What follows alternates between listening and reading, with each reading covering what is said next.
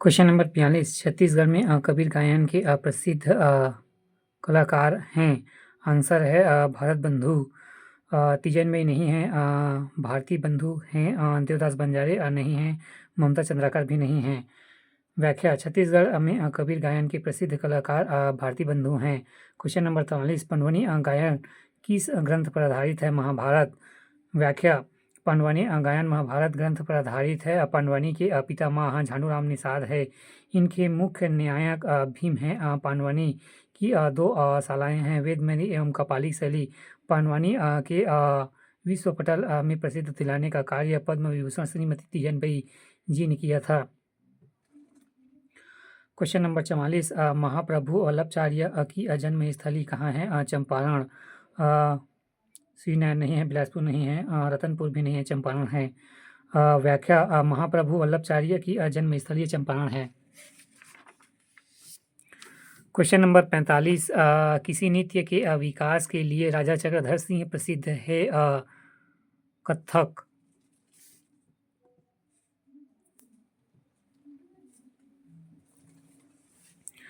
Question number 45 किस नृत्य के विकास के लिए राजा चक्रधर सिंह प्रसिद्ध है? कथक।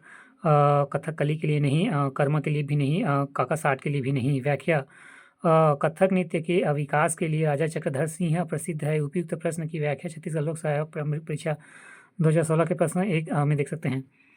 क्वेश्चन नंबर 46 रायगढ़ जिले का सिंघनपुर किस लिए प्रसिद्ध है? शैलचित्र।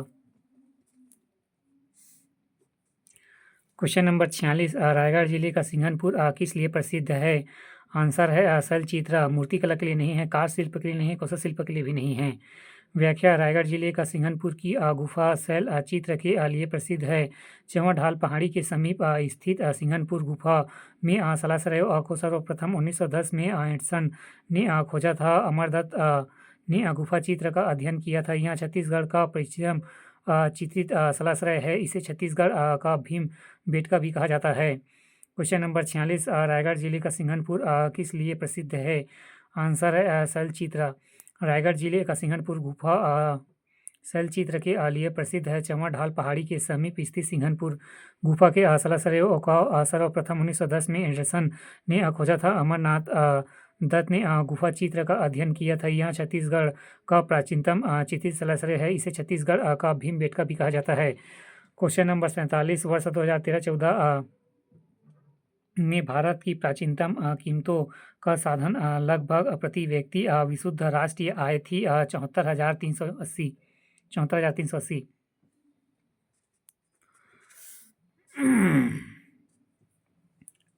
प्रश्नकाल में प्रति व्यक्ति राष्ट्रीय आय 74,380 रुपये थी। वर्ष 2021-22 एवं 2022-23 के आंकड़ों के अनुसार स्थिर मूल्य प्रति व्यक्ति आय 91,481 व 96,522 रुपये क्रमशः है तथा प्रचलित मूल्यों पर वर्ष 2021-22 एवं 2022-23 में प्रति व्यक्ति आय 1,50,007 रुपये है एवं 1,70,620 रुपये है।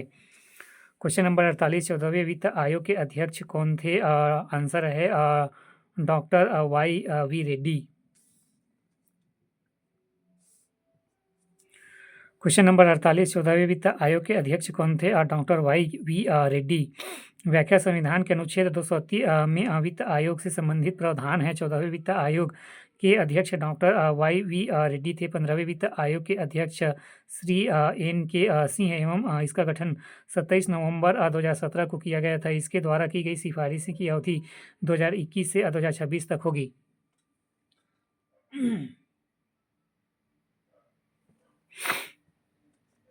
क्वेश्चन नंबर 48 14वें वित्त आयोग के अध्यक्ष कौन थे? Doctor Y V Reddy. संविधान के अनुच्छेद 230 में 80 में वित्त आयोग से संबंधित प्रावधान है। 14वें वित्त आयोग के अध्यक्ष डॉक्टर वाई वी रेड्डी थे। 15वें वित्त आयोग के अध्यक्ष डॉक्टर एन के सिंह। इसका गठन 27 नवंबर 2017 को किया गया था। इसके द्वारा दी गई सिफारिशें की अवधि 2021 से 26 तक होगी। क्वेश्चन नंबर 49 किस देश में आर्थिक वृद्धि का सर्वाधिक उपयुक्त माप है? बी सकल घरेलू उत्पाद। किसी देश की आर्थिक वृद्धि का सर्वाधिक उपयुक्त माप है सकल घरेलू उत्पाद, जीडीपी होता है ना।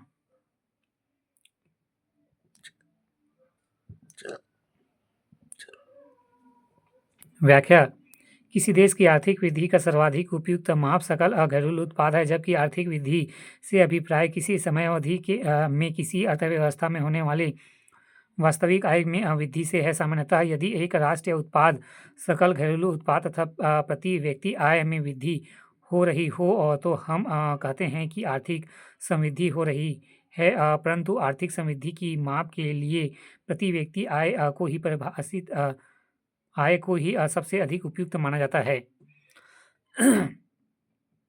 क्वेश्चन नंबर 49, किसी देश की आर्थिक वृद्धि का सर्वाधिक उपयुक्त माप है। आंसर है बी, सकल घरेलू उत्पाद।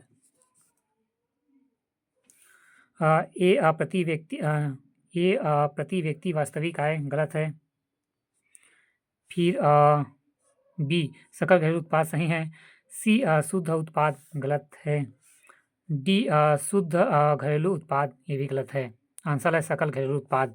व्याख्या, किसी देश की आर्थिक वृद्धि का सर्वाधिक उपयुक्त माप सकल घरेलू उत्पाद है, जबकि आर्थिक वृद्धि से अभिप्राय किसी समय अवधि से किसी अर्थव्यवस्था में होने वाला वास्तविक आय की वृद्धि से है। सामान्यतः यदि एक सकल राष्ट्रीय उत्पाद सकल घरेलू उत्पाद तथा प्रति व्यक्ति आय में वृद्धि हो रही हो तो हम कहते हैं कि आर्थिक समृद्धि हो रही है। परंतु आर्थिक समृद्धि की माप के लिए प्रति व्यक्ति आय को ही सबसे उपयुक्त माना जाता है। क्वेश्चन नंबर 50, वर्ष 2013-14 में सकल घरेलू उत्पाद में आयकर का हिस्सा था 2.1%। क्वेश्चन नंबर 51, भारत की आर्थिक सर्वेक्षण संबंधित है वित्त मंत्रालय से। व्याख्या, भारत की आर्थिक सर्वेक्षण वित्त मंत्रालय के आर्थिक कार्य विभाग से जारी किया जाता है। क्वेश्चन नंबर 52, भारतीय रिजर्व बैंक की मौद्रिक नीति 29 सितंबर 2015 के पुनरीक्षण के अनुसार बैंक की दर 7.75% है। प्रश्नकाल में बैंक 7.75% था। यह निर्धारण RBI की मौद्रिक समिति प्रत्येक 3 माह में कराती है। बैंक दर वह ब्याज दर होती है जिस पर RBI द्वारा अपने ग्राहक, सरकार एवं सरकारी कंपनियों, बैंकों, वित्तीय संस्थानों इत्यादि को दीर्घकालीन ऋण दिया जाता है।